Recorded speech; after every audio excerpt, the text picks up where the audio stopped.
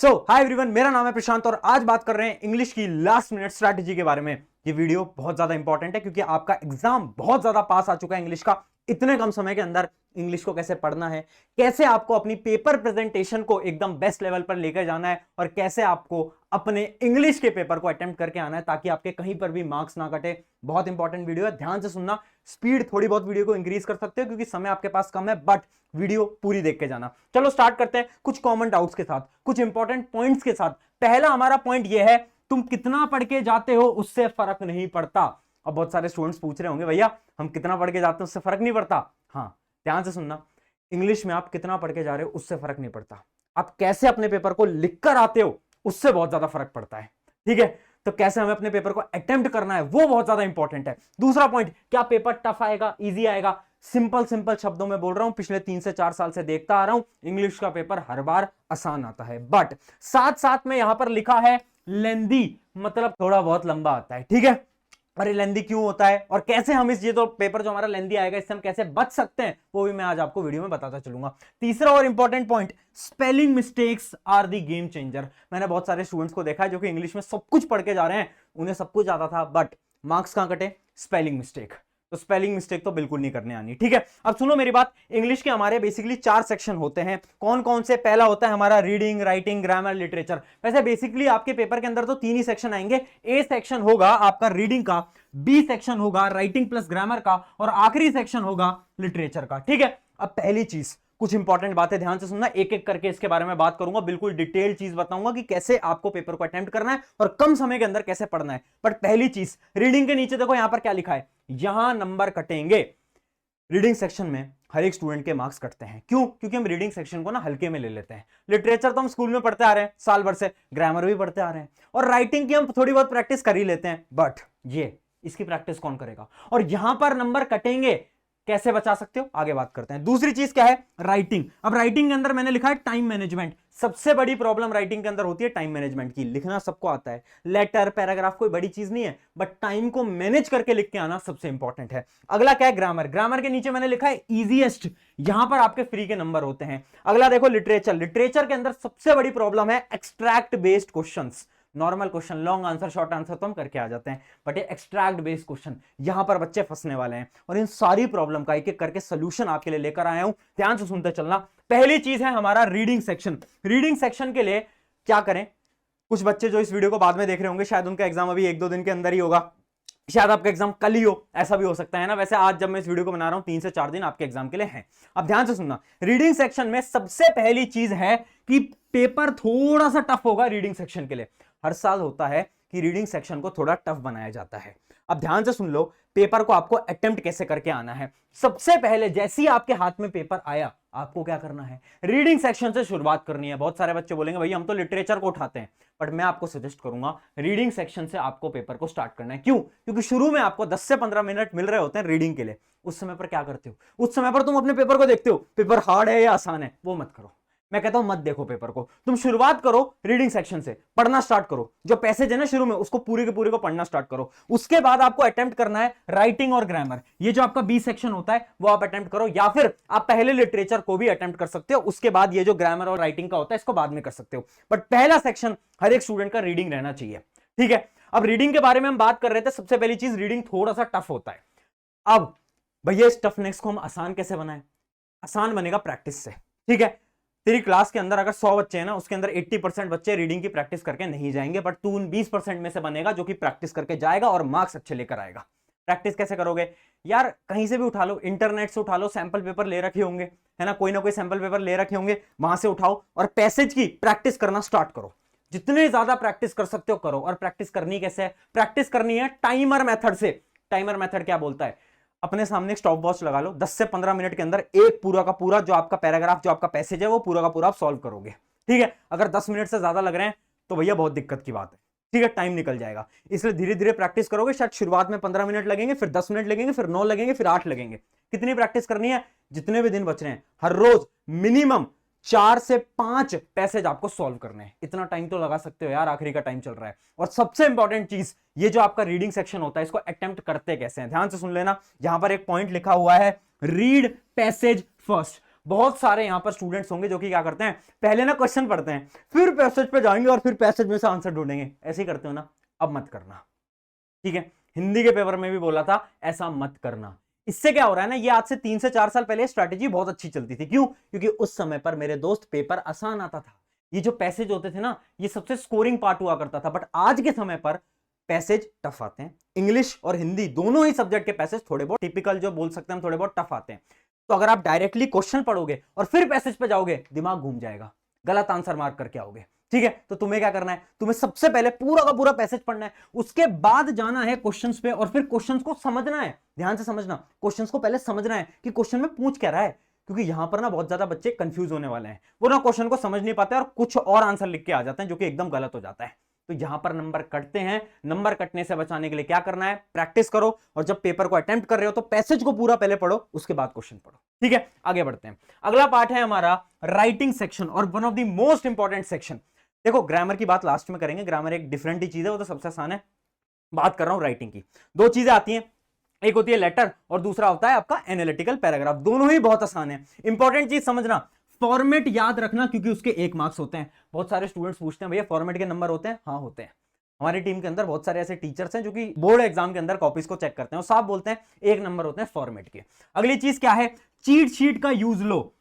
एक cheat sheet बनाई है तुम्हारे लिए, है ना, पिछले साल भी बनाई थी और बहुत सारे बच्चे उससे पढ़ के इंग्लिश के अंदर बहुत सारे अच्छे अच्छे मार्क्स लेकर आए थे। चीट शीट क्या है आपको मैं दिखा भी देता हूं आपकी स्क्रीन के ऊपर। राइटिंग सेक्शन के लिए बड़ी शानदार एक चीट शीट हमने बना दी है, जिसके अंदर लेटर, एनालिटिकल पैराग्राफ, सबके हमने फॉर्मेट्स को एक बार आपके लिए लिख दिया है। जैसे कि फॉर्मेट्स क्या होते हैं, उसके साथ साथ हमने यहां पर कुछ खास लाइन बनाई है, आप देख पा रहे होगे कुछ खास लाइन। इसकी जो पीडीएफ है वो डिस्क्रिप्शन में मिल जाएगी। जैसे अगर आपका आ रहा है लेटर टू एडिटर, उसको आपको स्टार्ट कैसे करना है, कुछ इंपॉर्टेंट लाइंस कैसे आपको करनी है, इंक्वायरी लेटर्स को कैसे स्टार्ट करना है, ये सारी इंपॉर्टेंट चीजें आपके लिए बना दी हैं। उसके साथ साथ एनालिटिकल पैराग्राफ को स्टार्ट कैसे करना है, कुछ इंपॉर्टेंट लाइंस लिख दी हैं, जिससे कि आपके टीचर अगर वो लाइंस देखेंगे तो इंप्रेस हो जाएंगे, यार इसको तो आता है, इसको तो आता है, ठीक है। उसके साथ साथ कुछ क्वेश्चंस भी दिए हैं प्रैक्टिस करने के लिए, लास्ट में मैं आपको दिखा देता हूं। जैसे कि आप देख सकते हो ये एक क्वेश्चन है ना, ये क्वेश्चन है, इसका सोल्यूशन भी दिया है वैसे, बट एनालिटिकल पैराग्राफ के अंदर हमने क्या करा है, कुछ प्रैक्टिस के लिए क्वेश्चंस भी दे दिए हैं ताकि आप प्रैक्टिस कर पाओ, ठीक है। लेटर और एनालिटिकल पैराग्राफ कहां से पढ़ोगे, चीट शीट से। इससे आपको क्या करना है, फॉर्मेट याद करना है और कुछ खास लाइन मैंने लिखी है, उन खास लाइन को पढ़ के जाना। ये खास लाइन एग्जाम में लिखोगे, नंबर बहुत अच्छे आएंगे। एक और चीज बता देता हूं एनालिटिकल पैराग्राफ के बारे में, वो ये है कि जब भी एनालिटिकल पैराग्राफ अटेम्प्ट कर रहे हो ना, तो क्या करो, आपकी जो नोटबुक होती है ना आंसर शीट, उसके लास्ट पेज पे जाओ और कुछ इंपॉर्टेंट पॉइंट्स लिख लो। जैसे कि एक एनालिटिकल पैराग्राफ है, आप उसको स्टार्ट करने से पहले क्या करो, कुछ 4-5 पॉइंट जो आपके दिमाग में आ रहे हैं, जो कि आपको लिखने हैं, वो आप लास्ट पन्ने पे जाकर लिख लो। उससे क्या होगा कि आपके पास एक फॉर्मेट आ जाएगा कि इन 4 पॉइंट से मुझे पूरा का पूरा एनालिटिकल पैराग्राफ लिखना है। उसकी वजह से क्या होगा, आपका टाइम बचेगा और आप एग्जाम के अंदर वो काटा पीटी नहीं करके आओगे। समझ पा रहे हो मेरी बात? तो जो लास्ट पेज वाली टेक्निक है, ये बहुत ज्यादा इंपॉर्टेंट है इसके लिए, ठीक है। तो ये था हमारा राइटिंग सेक्शन। अब यहां पर एक और चीज है, देखना, स्पेलिंग मिस्टेक को एनालाइज करो। जितना भी टाइम आपके पास बच रहा है, लेटर और एनालिटिकल पैराग्राफ की प्रैक्टिस करो और जितनी भी आपकी स्पेलिंग मिस्टेक्स हैं उसको एनालाइज करो। देखो कि यार मैं कहां गलती कर रहा हूं, मैं कहां गलती कर रही हूं, क्योंकि यहां पर मार्क्स होते हैं स्पेलिंग मिस्टेक के, आधा या फिर 1 नंबर आपके कट सकते हैं अगर आपने बहुत ज्यादा स्पेलिंग मिस्टेक करी है तो, ठीक है। तो स्पेलिंग मिस्टेक का बिल्कुल ख्याल रखना है। और लास्ट चीज क्या है, paragraphs are most scoring. Analytical paragraph जिससे आप डर रहे हो ना, सबसे ज्यादा नंबर आते हैं। हर एक टीचर बोलता है इसमें तो हम सबको फुल ही दे देते हैं, थोड़े बहुत नंबर लेटर में काट लेते हैं, बट यहां पे नंबर नहीं कटते, ठीक है। तो उसकी तो आप बेफिक्र हो जाओ, बट प्रैक्टिस करनी है, जितना भी टाइम बचा है प्रैक्टिस करनी है, हार नहीं माननी हमें। आगे बढ़ते हैं। अगला हमारा है लिटरेचर सेक्शन, और यहां पर लिखा भी है अच्छे मार्क्स आ जाएंगे, अच्छे मार्क्स आ जाएंगे। बच्चे ना डरते हैं क्योंकि लिटरेचर का ना वेटेज बहुत ज्यादा होता है, तो बच्चों को लगता है यार वे क्या होगा क्या नहीं होगा। मैं बोलता हूं अच्छे मार्क्स आ जाएंगे, सबसे आसान होता है हमारा, वन ऑफ द इजीएस्ट मान सकते हो लिटरेचर को। अब देखो पढ़ना कैसे है, टाइम कम है, करना क्या चाहिए, पहली चीज स्टोरी पता होनी चाहिए आपको ना, स्टोरी पता होनी चाहिए। जितने भी आपके चैप्टर्स हैं उन सबकी आपको स्टोरी पता होनी चाहिए। अगर नहीं पता है, यूट्यूब या फिर जो आपकी समरी वीडियोस होती हैं वहां से एक बार समरी आप पता कर सकते हो। दूसरा सवाल, क्या भैया अब हमें बुक को लाइन टू लाइन रीडिंग करनी है? मैं बोलता हूं यार समय नहीं है तुम्हारे पास, बहुत कम समय बचा है। इस समय पर अगर तुम लाइन टू लाइन रीड करने बैठोगे, क्या तुम पढ़ पाओगे सब कुछ? नहीं पढ़ पाओगे।